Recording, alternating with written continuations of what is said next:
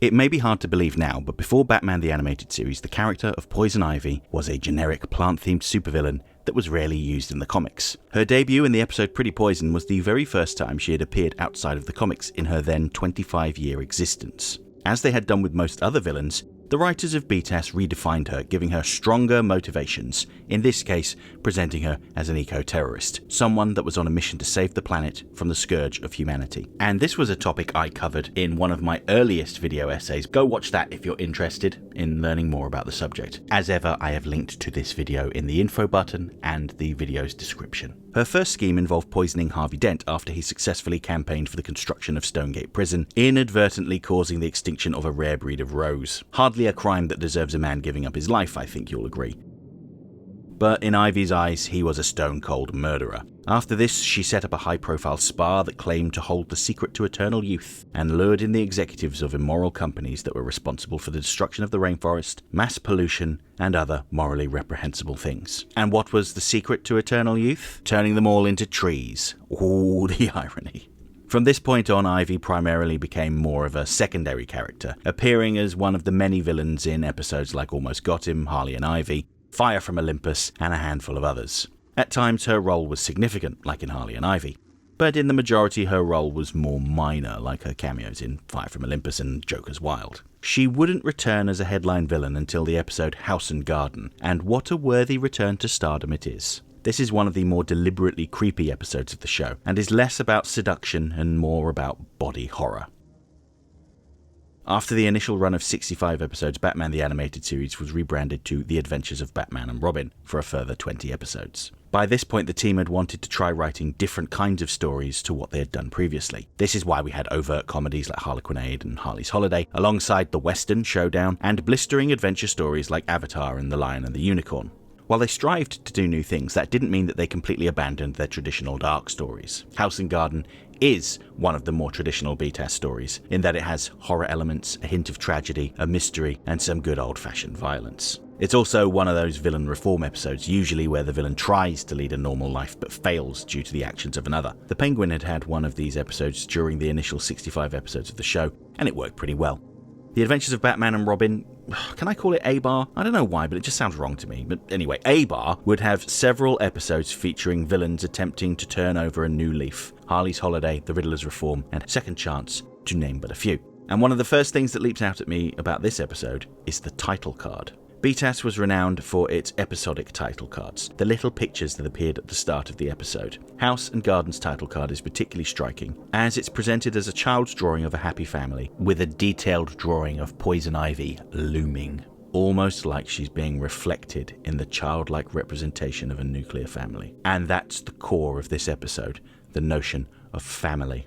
This episode opens with an eligible wealthy bachelor being poisoned and robbed. The obvious first suspect is Poison Ivy. However, she has completed her rehabilitation, has married her former doctor, Dr. Stephen Carlisle, which is a bit sketchy in its own right, and has become a stepmother to his sons, Chris and Kelly. During her meeting with Commissioner Gordon and Batman, Ivy reveals that she is infertile, a trade-off for her immunity to all types of poison, and that it is a cause of pain for her. The irony of a plant-based villain capable of creating all sorts of weird and wonderful botanical creations being unable to procreate is notable.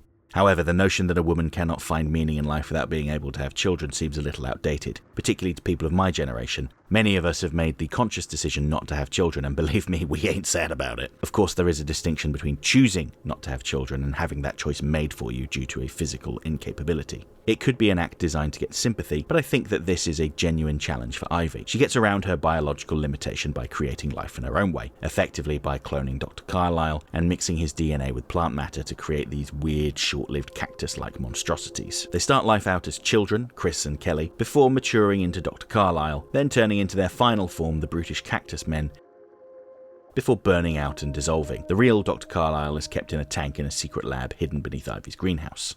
And it's important to note that Ivy doesn't actually care about these creatures as individuals. I guess it's hard to get too attached when their lifespan is only a couple of days, but she does care about the illusion of family. She doesn't mourn the passing of her plant monsters, instead she grows new versions and picks up where she left off, which is completely unsustainable. Does nobody notice that Chris and Kelly never seem to age?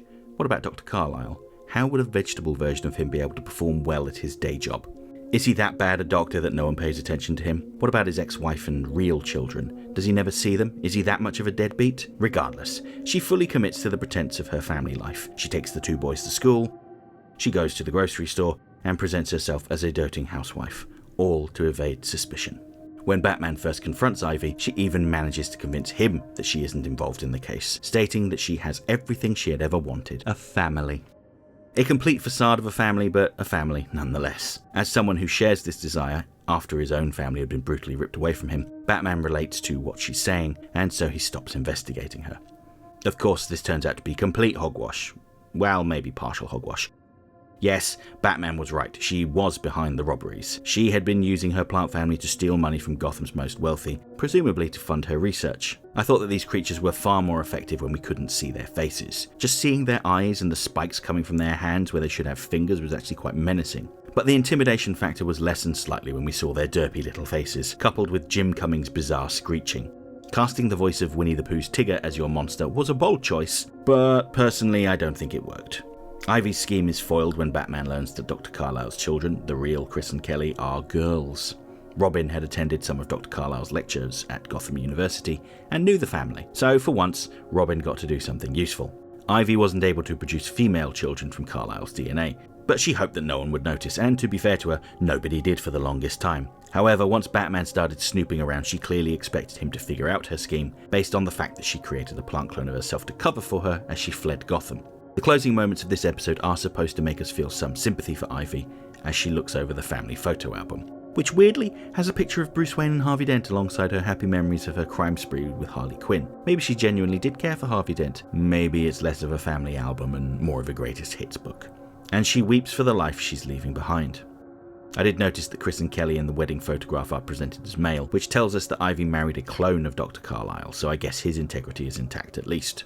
Although I still find myself wondering why his biological children never come over to visit, presumably because they would have realised that something was wrong when they saw the 2 young boys running around the house. It's clear that Ivy never intended to reform. She orchestrated this marriage and the boy clones as a way of hiding her criminality, even if she had wanted to change her ways. I don't think she's capable of it. In my mind, the thing that prevents Ivy from reforming is that on a fundamental level, she is right about how the titans of industry are ruining our planet. It's just that her methods of fighting them are wrong. Poison Ivy believes in her mission to her very core, much in the same way that Batman believes in his, and she will never willingly give it up. At least not completely. As the series progressed, her environmentalism became more of a footnote. She was primarily a scientist and a thief that worked on creating new forms of plant life, and would only mention the unethical behaviour of organisations in passing. I think that by this point Ivy likely realised that she wasn't going to be able to change the world, so she decided to make the best of a bad situation, helping the plants to better defend themselves. Her appearances in the new Batman adventures also suggested that Ivy had been experimenting on herself to become more of a human-plant hybrid. At least that's what I always took from her radically altered appearance. The tie-in comics Batman Adventures Volume 2 revealed that TNBA's Ivy was a plant clone, and that the real Pamela Isley was off working with Alec Holland in the swamps. This idea was never picked up on in any of the other DCAU cartoons. In fact, 2017's Batman and Harley Quinn almost dismisses it. So you can be forgiven for not considering it to be canon, but I think it's pretty neat and perfectly in keeping with her character. In a way, it's a shame that Ivy gave up on her one-woman mission to save the planet, or at the very least changed her tactics. Many of Batman's best villains are presented as parallels to Batman. Poison Ivy was on a righteous crusade to save the planet from humans. And I guess, in a way, she was still doing that, just by enhancing plants. I suppose one thing she has on Batman is that she is capable of growth, and could see the Sisyphean task ahead of her. Batman refused to back down from the endless fight against crime until his body gave out on him. Ivy, you might argue, had the good sense to change her tactics after some notable failures, which is something not many of the villains were able to achieve. And maybe, just maybe, that was her version of reforming.